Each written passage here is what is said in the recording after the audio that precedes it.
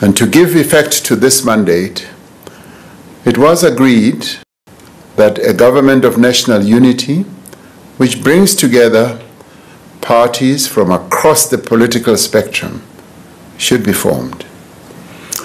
This government of national unity would be bound by certain fundamental principles and would undertake a basic minimum of program of priorities that affect the lives of the people of South Africa.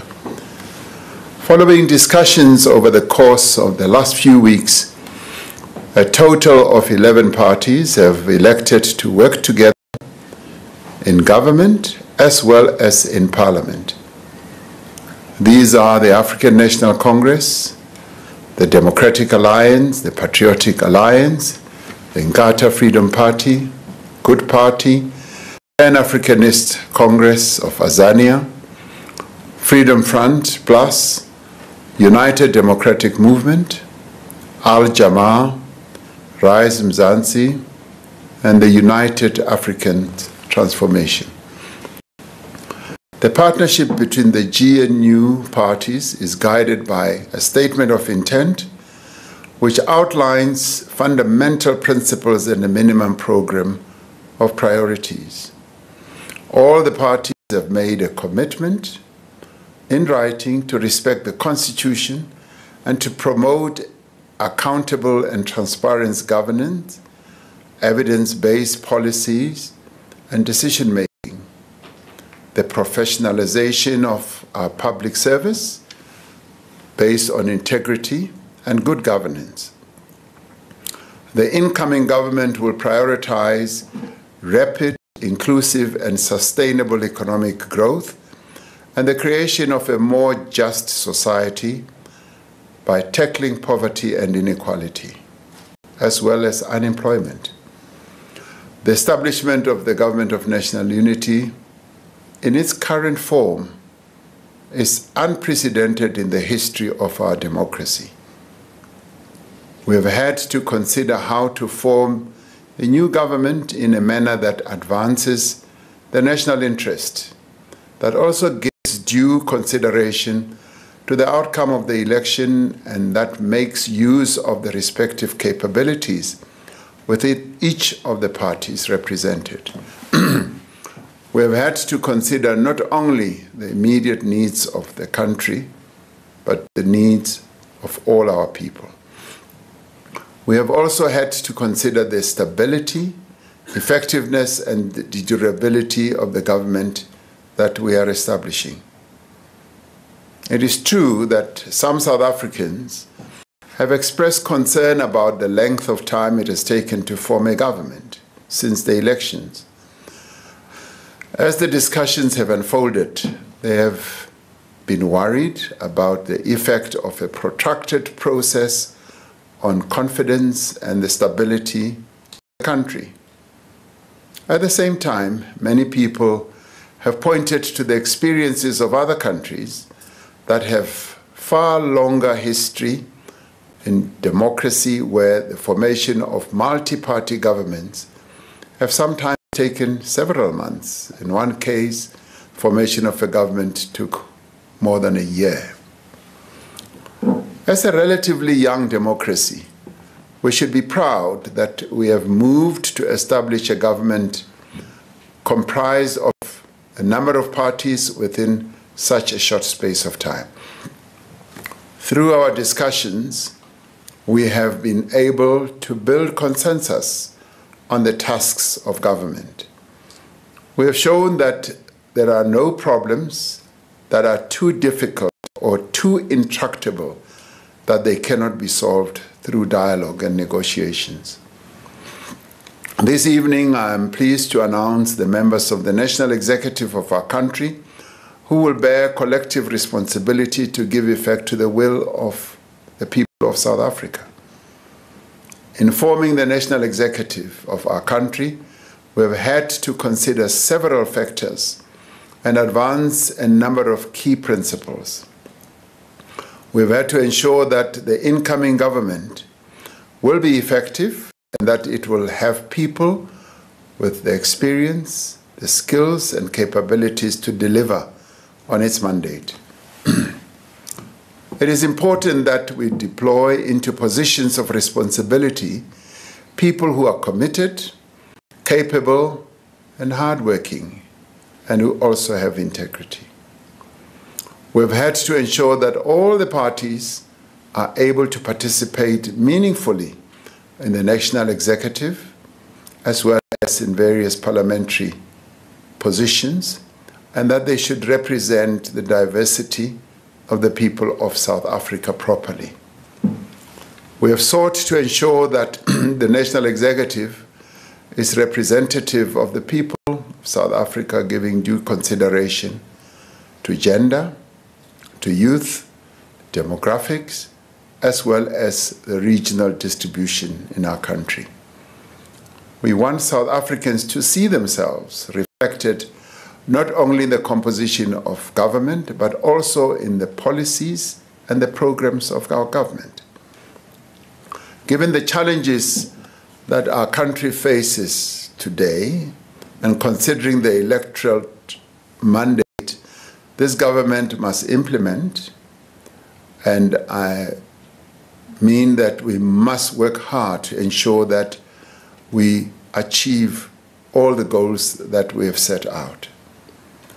And with due regard to this, I've decided to make a number of changes in the government's portfolios. In the course of the 6th administration, I indicated my intention to reduce the number of portfolios in the national executive.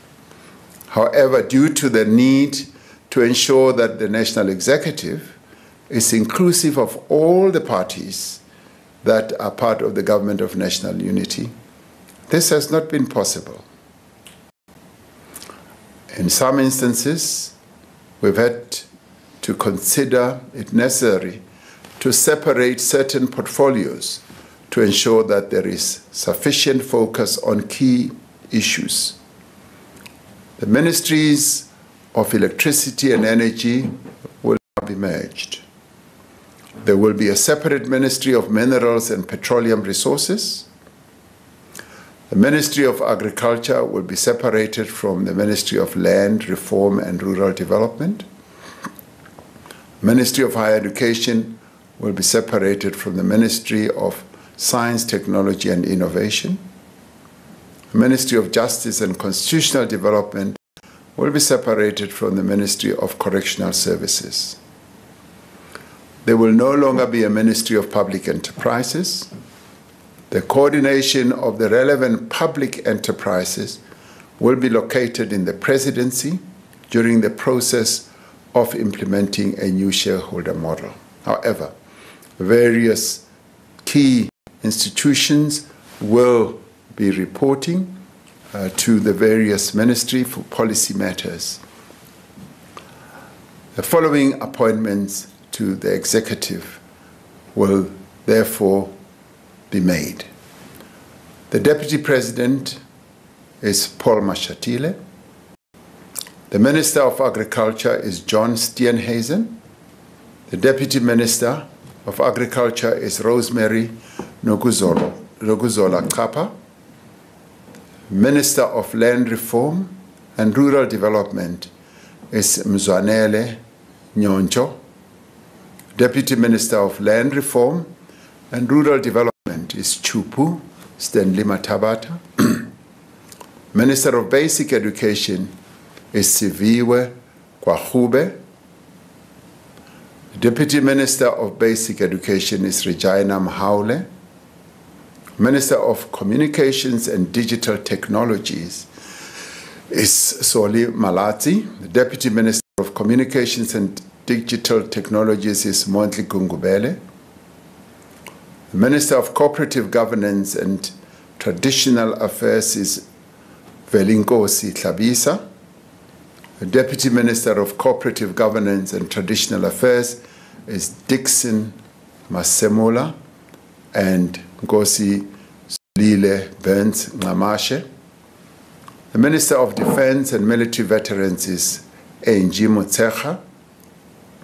Deputy Minister of Defense and Military Veterans is Bantu Holomisa and Richard Mkongo. Minister of Electricity and Energy is Ramaphosa. Deputy Minister of Electricity and Energy is Samantha Graham. Minister of Science, Technology and Innovation is Blade Nzimande. The Deputy Minister of Science, Technology and Innovation is Nomalungelo Gina. Minister of Employment and Labor is Nomakhosa Zameth. Deputy Minister of Employment and Labor is Jomo Sibiya and Phumzile Mgcina. Minister of Finance is Enoch Godongwana. Deputy Ministers of Finance are David Masondo and Ashor Sarupen. Minister of Forestry, Fisheries and Environment is Dion George. Deputy Ministers of Forestry, Fisheries and Environment are Naren Singh and Bernice Swart. Minister of Health is Dr. Aaron Motsoaledi. Deputy Minister of Health is Dr. Joe Patla. Minister of Higher Education is Dr. Nobuhle Nkabani. The Deputy Ministers of Higher Education are Buti Manamela and Dr. Mimi Gondwe. Minister of Home Affairs is Leon Schreiber. Deputy Minister of Home Affairs is Njabulo Nzuza. Minister of Human Settlements is Mamoloko Kubai. Deputy Minister of Human Settlements is Thandi Mahambehlala. The Minister of International Relations and Cooperation is Ronald Lamola. Deputy Ministers of International Relations and Cooperation are Alvin Buotes and Thandi Moraka. Minister of Justice and Constitutional Development is Thembi Nkadimeng. The Deputy Minister of Justice and Constitutional Development is Andries Nel. The Minister of Mineral and Petroleum Resources is Gwede Mantashe. Deputy Minister of Mineral and Petroleum Resources is Judith Nemadzinga Chabalala. Minister of Planning, Monitoring and Evaluation is Marupini Ramaphosa. Deputy Minister of Planning, Monitoring and Evaluation is Seiso Mohai. Minister of Police is Senzo Mchunu. Deputy Ministers of Police are Poli Bushielo and Castle Matale. Minister in the Presidency is Kumbuzo Nchabeni.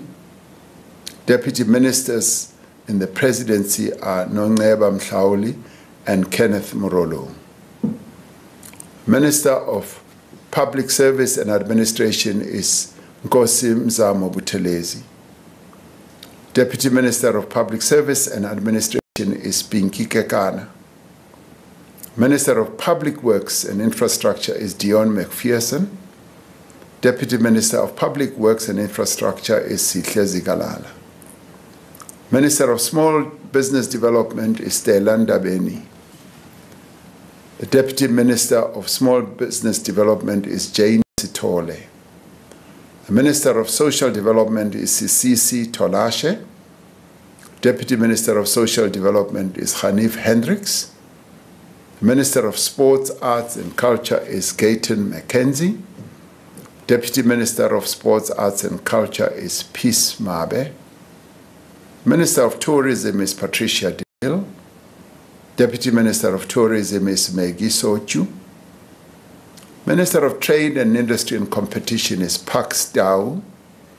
The Deputy Ministers of Trade, Industry and Competition are Zuko Godlimpi and Andrew Whitfield. Minister of Transport is Barbara Creasy. Deputy Minister of Transport is Mkhuleko Hlengwa. Minister of Water and Sanitation is Phemima Jodina. Deputy Ministers of Water and Sanitation is David Mahlobo and Isaac Siakholo. Minister of Women, Youth and Persons with Disabilities is Sindisiwe Chikunga. Deputy Minister of Women, Youth and Persons with Disabilities is Mapaseka Steve Litzike. Minister of Correctional Services is Peter Groenewald. Dr. Peter Groenewald. Deputy Minister of Correctional Services is Lindiwe njali njali. These men and women that we have appointed to the executive are drawn from all corners of our country. They reflect the diversity of our nation. They have a responsibility to work together to serve the people of South Africa as a whole. None of the members of the National Executive has been appointed to serve the interests of a particular constituency, a particular party, or a particular section of society. Collectively and individually, they are responsible to the people of South Africa. In the spirit of partnership and collaboration, the incoming government will work together with other formations to convene what we have spoken about a few days ago, which is a national dialogue. Through this national dialogue, all parties, civil society groups, labor, business, and other stakeholders will be invited to work together to address the critical challenges facing our nation. We call on all South Africans to participate in the national dialogue and to give support to this government of national unity as it begins its work. As the leaders of political parties, as ministers and deputy ministers, as public representatives, we understand and accept the responsibility that we bear. We have all been called upon to serve the people of this country, and we will do so to the utmost of our ability. I thank you.